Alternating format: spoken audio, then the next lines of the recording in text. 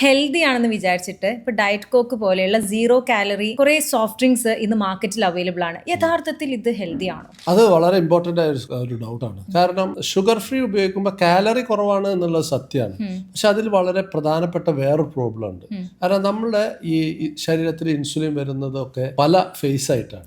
അതിനൊന്ന് cephalic face എന്ന് പറയും, ഒന്ന് നമ്മുടെ ഇൻഡസ്റ്റൈനൽ ഫേസ് എന്ന് പറയും, ഒന്ന് ഓറൽ ഫേസ് എന്ന് പറയും. അതായത് സെഫാലിക് ഫേസ് എന്ന് പറയുമ്പോൾ നമ്മളൊരു സാധനം കാണുമ്പോൾ നമുക്ക് ഇഷ്ടം കണ്ട് മധുരം കണ്ടപ്പോൾ വരുന്ന ഇൻസുലിൻ. ഇത് നമ്മൾ ഈ ഷുഗർ ഫ്രീ കഴിക്കുമ്പോഴും ഈ ഇൻസുലിൻ വരും.